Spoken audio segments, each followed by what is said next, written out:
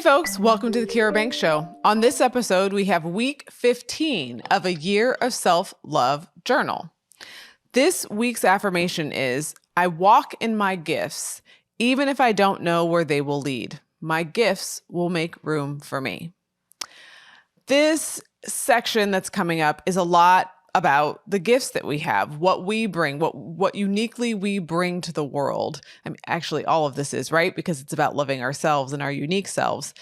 But these next few weeks really push me to think about, do I walk in my gifts? Am I aware of them, right? What do I identify as my gifts? So I feel like we don't always see our gifts. Sometimes we are, as a child, kind of encouraged not to boast, not to be arrogant. And that can sometimes leave us not being clear about what we do well, what our strengths are. And so I had a process as I was thinking through these questions, right? Things like, what gifts do you have? What did you get praised for? What are you good at? What do people ask you for help with? And for me, it's mixed, because I can think about the gifts I have and what I was praised for, but I actually don't think the things that I was praised for were my gifts. I think because I was a woman, because I was this young woman who was very assertive, I was praised for my achievement, but I wasn't praised for my assertiveness. I was often called bossy, and that was a negative thing. I think if I had been a young boy, my bossiness, my assertiveness, my willingness to take charge would have been seen and seen as a value, or would have been valued. I think one of the gifts that I have is to be able to have influence without being too, oppressive. So I can boss some people around and tell people what to do, but I often do it in a way that isn't harsh or mean.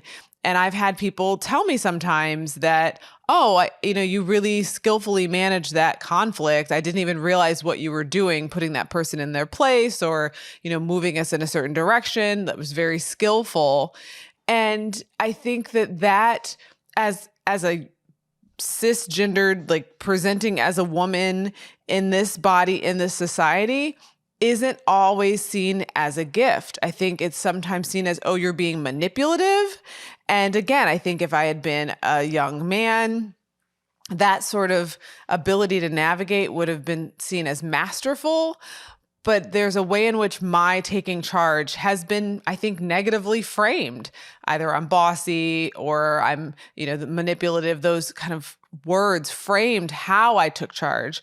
And it's only been in the past, honestly, I'd say 5 years, that I am able to say, one of the gifts that I have is I'm able to talk to people and with people and manage a group of people through conflict.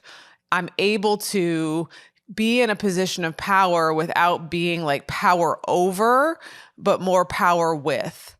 And I am stepping into that in a way that I hadn't historically. And I think some of why it was difficult for me to see those gifts is because of some of the gendered stuff in our society, probably some of the racial stuff too, right? This piece around showing up like an angry Black woman. I don't want to do that. And so then I'm even more tiptoeing around being in a position of power. And I have realized that I need to shed some of the eggshell walking that I do around the gifts that I have. And so I think people often come to me when the question around, like, what do people come to me for help with? They come to me asking, how do I have this conversation? How do I navigate this situation? Help me strategize. That's much of what I do with my coaching clients, help them to strategize how to navigate either managing different demands in their life or in their workplace. And so people come to me for help with that.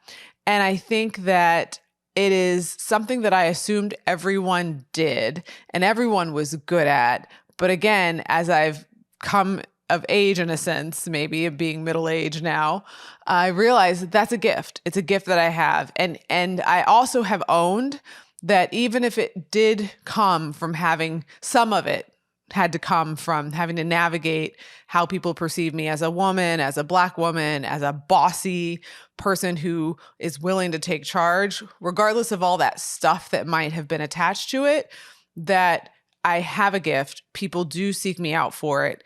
And I'm stepping into that regardless of all that baggage. And I still, of course, need to sift through that for myself, but not let it keep me from using my gift and from expressing that. And so this piece around like our childhood, thinking about as a child, were you encouraged or supported in your interests, is something that I've talked a little bit about here, but there's this exercise in this week that asks you to literally get a picture of your little self, of you as a child, and like have a conversation, whether explicitly or if you feel too silly doing that in your head, to kind of just reflect on like, what were you interested in at that age?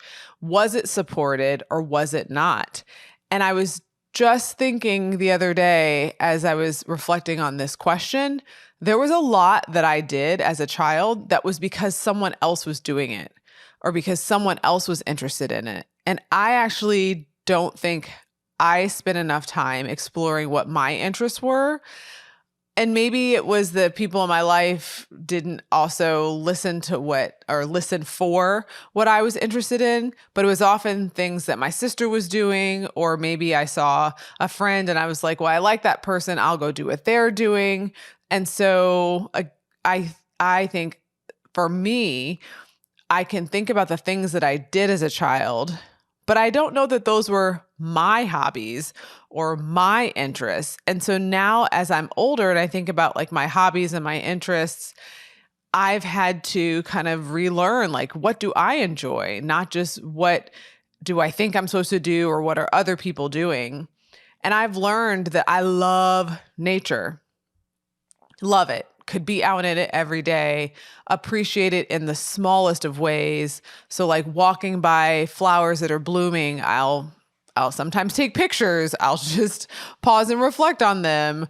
Being around big trees, even though the spring makes me sneeze, I still love the like life and vibrancy that comes from this time of year. And every season has its beauty. And so nature is something that I know is something I love. It is a hobby of mine. And I can't think of a way that I really expressed that when I was young, although I did love camp. And I loved the activities of camp. I did not necessarily love the people I was doing camp with.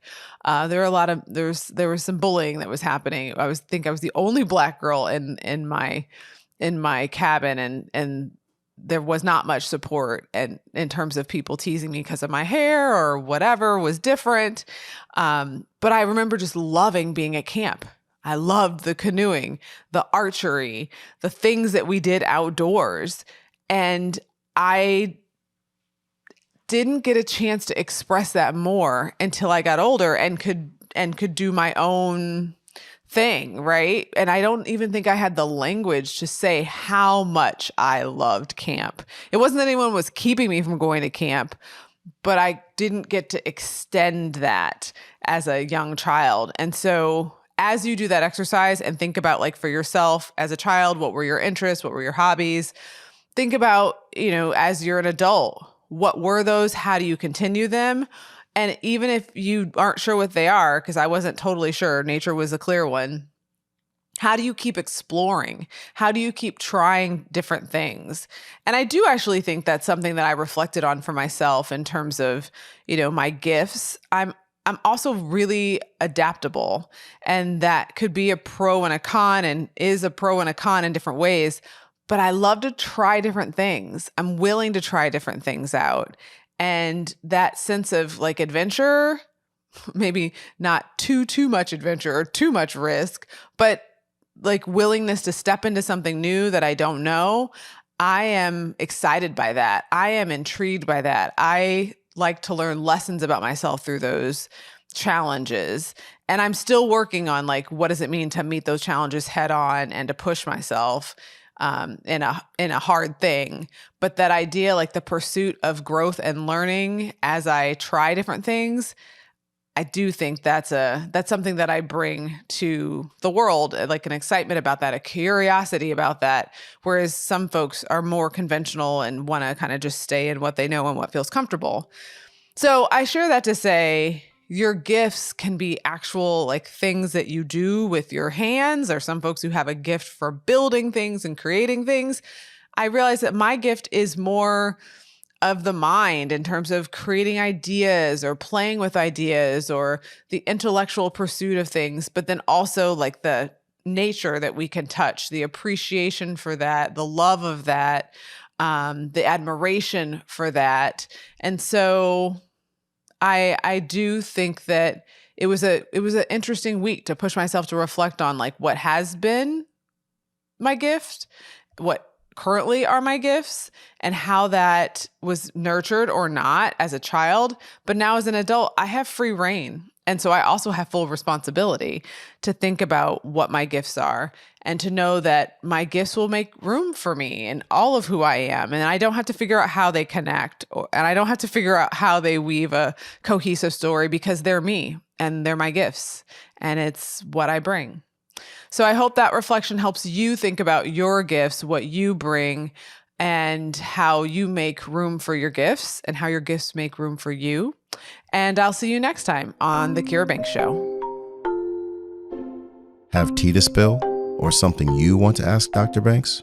Contact her at kirabanks.com/stories or stories@raisingequity.org. Thanks for listening.